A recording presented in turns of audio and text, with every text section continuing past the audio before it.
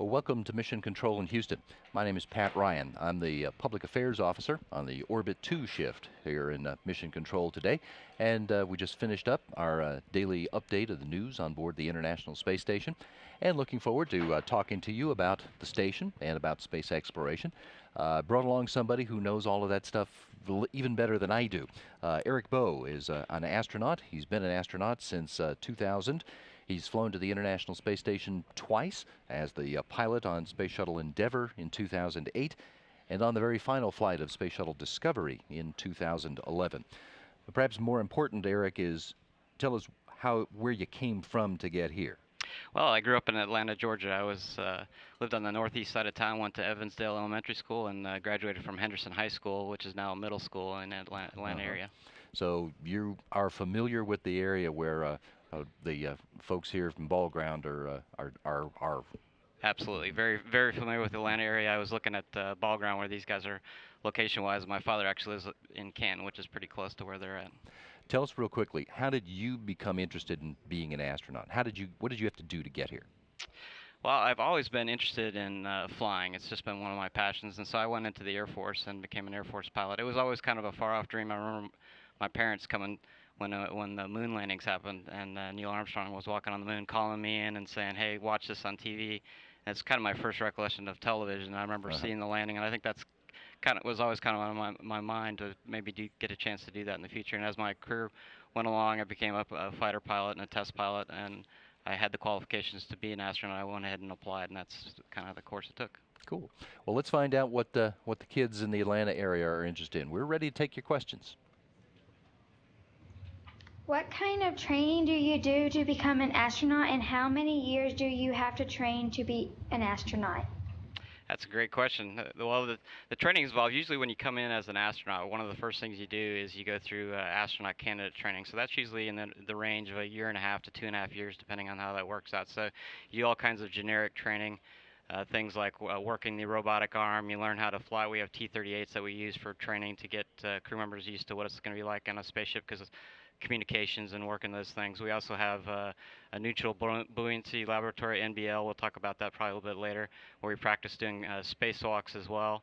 And we have a lot of other training, language training now with the International Space Station. Russian's one of those big things that we're learning on the station. So that training. And then as you pick up jobs in the astronaut office as you wait to be assigned for your flight, and then you get assigned to flight. And then that training right now for the International Space Station is on the order of about 2 to 2.5 years for your training that's involved. When I was a space shuttle pilot, my training for the space shuttle mission was about a year to a year and a half. So it kind of depends on what you're going for. You know, space station missions, about 6 months is how long it lasts. So it just takes a little bit longer, especially because you have travel between different countries.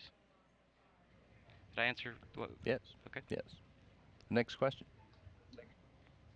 What is it like training in water, and how does it relate to being in space? Yeah, well, you mentioned the neutral buoyancy laboratory. That's a big bunch of water. Absolutely, it's one of the biggest pools in the world, and it's gigantic. If you ever get the chance to come out here to Johnson Space Center, you can take a tour of it and actually see it. It's really gigantic, and even though it's a really big pool, we can't fit the International Space Station fully in there, so we actually have to put the mock-ups in different locations. But the thing the pool allows us to do is to get out there and practice three-dimensionally like we're going to be in space, whereas if it was some other way, you obviously can't float on the ground. Well, what they do is they balance you out in the pool, and so it kind of simulates like being in space. Things that the pool doesn't do very well is one thing that you get in the water is obviously drag. You know, you move your hands in front of you and it slows you down. So in space, these are things that you have to compensate for. And most crew members, when they go out the first time they go outside in space, they have to really concentrate to look at those differences and make a difference. But we found the pool is the best way to simulate space that we can do on the ground with the best trainer that we have. Did you like scuba diving before you started training with it? That's a great question. I did like to do scuba dive. I was stationed in the Air Force on my first assignment as an operational pilot, and I was in the Philippines, and that's where actually I learned how to scuba dive, and I had a great time there. The scuba diving was excellent. So beautiful. Beautiful place to learn how to scuba dive, and I've continued scuba diving throughout my life. But we also scuba dive. Not only do we wear a spacesuit in the pool, but we also practice in the pool for our spacewalks by looking around at the mock-ups in scuba gear. So I really enjoy scuba diving, and I enjoy it both in our NBL and also out in the ocean. And I'll point out that there are other people who are helping train astronauts who scuba dive. I had never been a diver before, but shortly after I came to work here, I got trained in scuba diving so I could go in that pool with a camera to shoot video of the astronauts while they were training. And it's a remarkable thing to be floating around in there for a couple of hours at a time, holding a camera that's trailing this long cord and swimming around, following them as they train for all of the tasks that they have to do on the spacewalk. You get a real interesting perspective of how that goes, and you also learn a lot about what they're actually doing on the EVA. So people who like diving can be involved even when they're not astronauts. Absolutely. When we're out there just practicing, typically at spacewalk we have 2 people that are outside, and when we're practicing we have 2 people. But we have a whole team that's supporting that training that we're doing in the NBL. And so when we do that, we have, just like you said, photographers that are working with us. We have safety divers that are keep watching us. We have camera float photographers. We also have people talking to us on the loops that are not in the pool, but they're looking at some technical details. So we have a huge team that's helping us train while we're in the water. So absolutely, there's a lot of things to do here. Who's next? Is astronaut training tiring? Astronaut training can be tiring. It's really a lot of fun. It's a lot of hard work. There are times when it, goes quickly when you're working really hard, and there's other times when you just got to do some brute force of looking at things and really studying things. But the pool that we just talked about, when you're doing a spacewalk, is because you're fighting against the suit. Typically, when you're in space, you have a pressure differential, which makes the suit kind of rigid when you're moving your arms back and forth. And so that really makes it, and doing things with your hands, like your tasks of squeezing with your hands, can be very difficult. So when you get done with that, whether you're doing a spacewalk in space or you're in the pool, you end the day and you're fairly tired. And other things like that can be fairly rigorous in our training. Is the suit you wear heavy? Yeah, that is a good question. It is heavy, actually. The white suit, when we go outside for a spacewalk, weighs about 300 pounds or so. So it's a fairly heavy suit that you got to move around. But you got to remember, when you're in space, we call it, you hear the term 0G or weightlessness, or we call it microgravity to be very specific. But essentially, you're weightless, and so that allows us to move the suit around. So the thing that makes it difficult to move the suit is that you're fighting that pressure that I was talking about in the suit itself. So you don't really feel the weight, and it's actually fairly easy to move.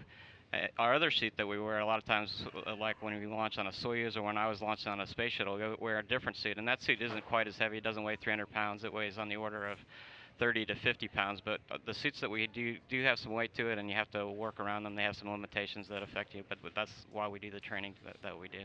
And part of the reason that you said you have to work against the suit is because of it's pressurized on the inside. You go out to do a spacewalk where there is no atmospheric pressure because there is no atmosphere. You have to have the pressure on the inside of the suit in order to provide you with an environment that you can live in. And it's that pressure that makes it hard to operate, that makes it tough to work against the pressure on the inside of the suit. Exactly right. What materials do you use to make an astronaut suit, and what are its features? Well, the suit is actually fairly complicated. Obviously, it's another team that went out and designed the suit. We've had several iterations of suits along the way, but the big picture for the space suit that we have, the one that we take outside to do our spacewalks with, is it's made out of layers. You start with a layer that basically is a bladder. It basically keeps that pressure that we've been talking about, keeps the air in. That's obviously one of the most important things, because you can't continue to live if you don't have a place to breathe. And so that's the big area. And then all the other layers are basically to support that layer. So then we have a layer that basically is a protective layer, so that if you bump into something, you don't accidentally cut that bladder. And then on top of that, we have kind of a mesh weaving that goes on top, again, that helps protect. And then there's a thermal layer that protects against the sun. And then on our gloves, where we grab things, we actually take, we'll put an additional, like a rubber layer that helps us, so that when we're touching things, that layer can help prevent us from getting cuts in our gloves. So the suit is a very complicated. And then obviously it's almost like a portable spaceship, because you have your own oxygen and breathing. You're basically self-sustained. You have a little power unit, a battery, so you can monitor your systems that's going on. And you have water, to cool the suit while you're outside. So there's a lot of different things that go on to a spacesuit, and it's essentially like a little spaceship that you're taking outside. I think it's also important to point out that you don't go to space and wear those spacesuits all the time. Most of the time, you're dressed like this. Yeah, absolutely. We're wearing a shirt just like this on the inside, and it's just when you're going to go do a spacewalk that you actually put on that full suit.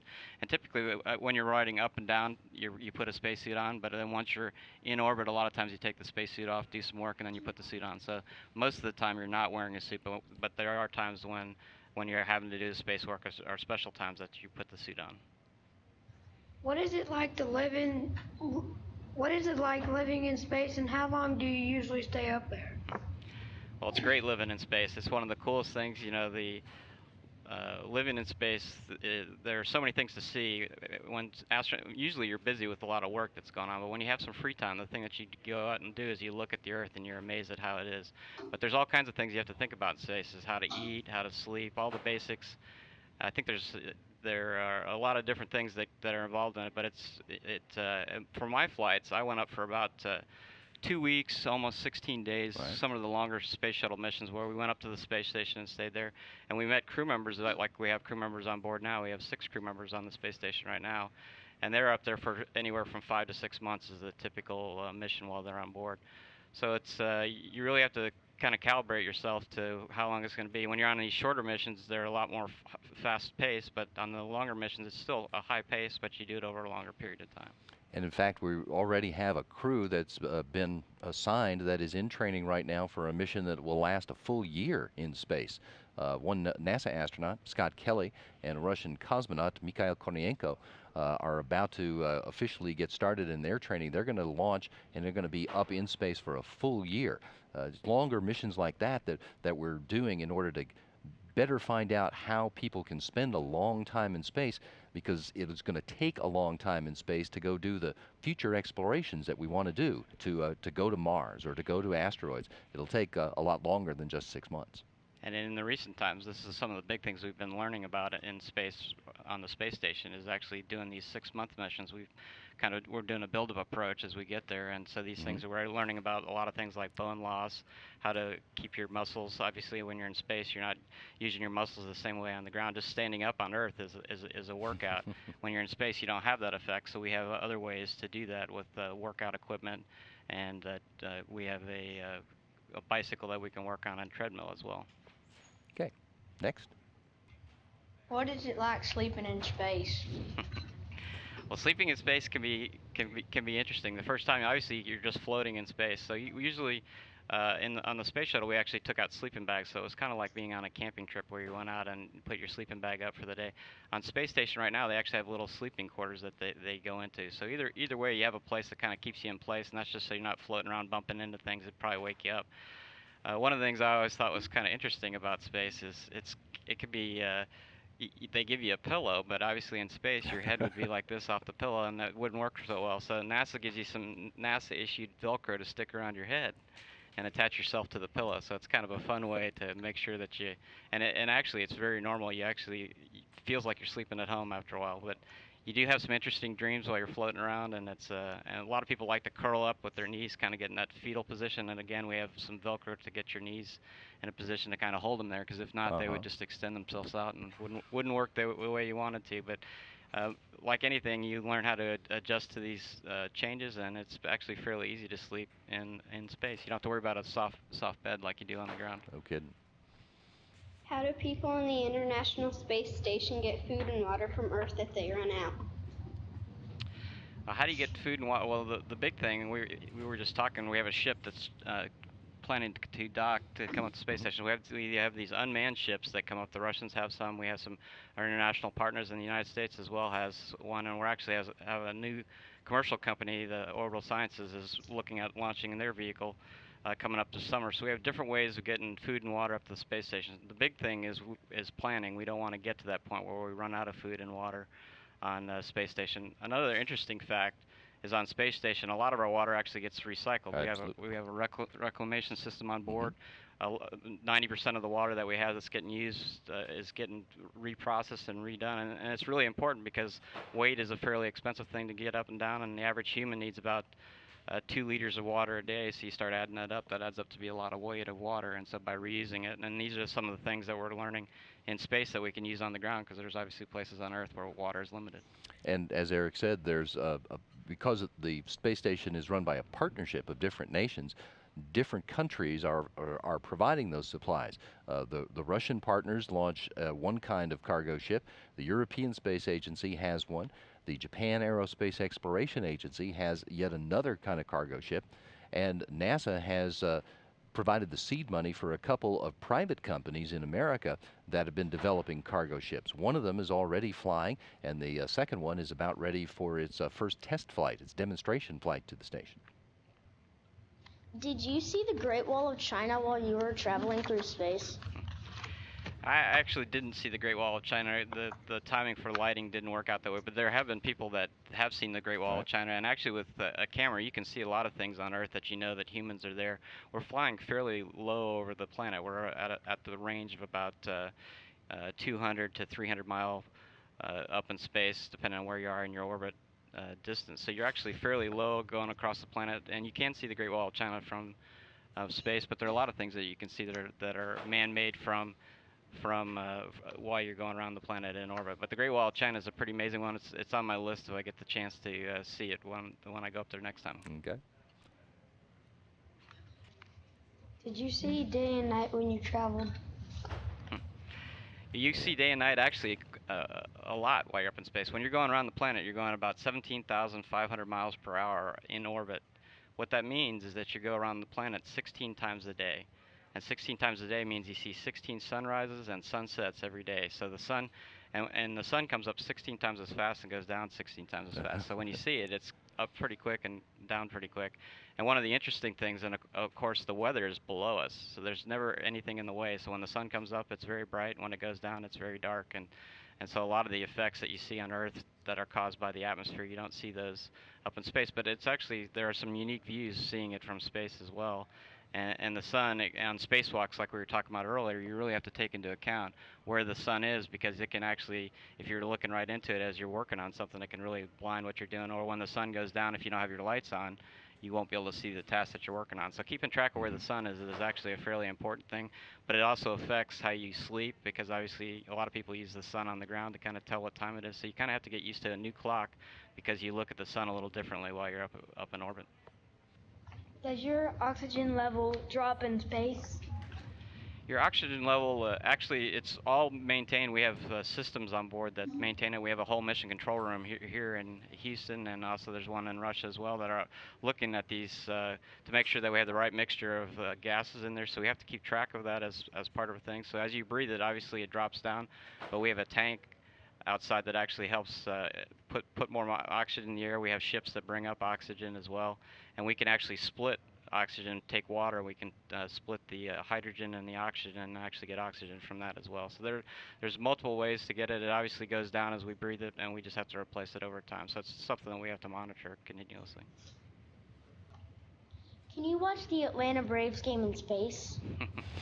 Yes, you can, and that's an important thing to do. I remember when I was up in space on one of them, I was actually, when I was on a trip, we flew over a Georgia Tech game, and they actually announced this on the news as the space station flew overhead. I didn't hear about it at the time, but when I landed, people showed me pictures where they were talking about our crew going over top of a game. But yes, they can actually put up games. They can also put up television shows that the crew wants to watch. So there are ways to do that. But a lot of times you're busy, but you could watch it, on a weekend or when you have some time, at night or something like that, get a tape view. But only for big things do you get a chance, maybe like the World Series or something, you might get a chance to watch that. There's not a television that you can turn on and just watch whatever's on television, but the folks who work here at Mission Control in Houston can take whether it's a Braves game or the World Series or the Super Bowl or something, they can send that up to the crew members, and they can watch it on a laptop, on a computer laptop screen, so they can keep up with things like that. And most crews request those kind of things, and we have a group here that on the ground that actually helps us get that kind of what you're looking to watch while you're up on board on orbit. Have you seen anything unusual in space? Not counting your crewmates. Yeah, the things that you see in unusual in space, probably the biggest things is just how amazing the world is when you look out the window. I mean, you can really see the planets alive. You look out the window and you can see the atmosphere, you can see the blueness of the oceans. There's a lot of places you fly over on the Earth that a good chance you won't get to see in real life. And there are a few places. When I was on orbit, I saw New Zealand. It was one of the things that always flew underneath us fairly often, and I got the opportunity. I was lucky enough to go down to New Zealand later, and it was neat to compare the view that you saw from space and the view. So the things that is most unusual is seeing our planet from a different vantage point. Yeah. What is your favorite thing about living in space? I'd have to say my favorite thing about living in space is really just the mission. It's one of the things I like being about an astronaut is the people that you're working with, and it's not just the astronauts that are on board the space station. It's everyone that's in the team, because when you see an astronaut in space, there's actually 1,000 people that are behind that are doing. We have a control room here. We have rooms that are actually behind the control room that support the control room and things that are going on. The people that design the hardware. You get to go out and meet a lot of these people that worked on the thing, the scientific effort. It's really just a huge, big effort, and it's really neat. And then we've talked about the international partnership that we were talking about earlier, and it's just one of those things that you have astronauts that are from different countries, you have teams from different countries, and all this is going on at the same time. When you start thinking about it, and you look at it, and then you look at the planet, and you realize there's this huge team effort and all these people involved. To me, it's probably the most exciting thing about the space station, the thing that I really think that is the coolest part about space. How does Mission Control help you? Well, Mission Control does a lot of things for us. They really kind of set the schedule for the day. So every day when a crew member wakes up, we have meetings the day before, and then that day they get up and they look at the things that they're going to do, and they kind of have a schedule. And a lot of times we come up with challenges where something doesn't work the way we expect, or we have like tomorrow we have a vehicle coming up for rendezvous. A lot of these things are going on in the background where the crew member is not directly involved in it, but they're keeping us informed on what's going on with those vehicles. And when you have problems, that's the ground crew. They're pretty much, we work back and forth continuously. We're constantly having discussions. We're having email traffic go up and down. We get videos that come up and down that talk about the experiments that we're working on, or the areas that we want to repair on the vehicle. So Mission Control is extremely involved, and it's one of the big training areas. We even have a person that we call a Capcom here in the control room that actually takes what the control room is talking about and then pipes it up to the astronauts and vice versa. So it's a very essential part of the whole mission of getting the job done. I think we may have time for one more. Did you ever think you'd be a pilot for NASA? You know, it was one of those far-off dreams, but now that I'm in this position, I really consider myself extremely fortunate to get the opportunity. There's a lot of people that apply and want to do it, and there are those out there in your group that I hope you will, if you're interested in space, will put your name on it, because just like you, I was sitting in a classroom just like you were in Georgia, and it was an opportunity to get the chance to go through. So study hard in school, look at those math and sciences, and keep doing what you're doing. And you could be sitting in this seat talking to some other people from Georgia in the future. Eric, our time is about up. I want to thank you for joining us and providing some thoughtful answers about the job that you do. Well, you're welcome, Pat. I've enjoyed it. And we'll send it back to the DLN.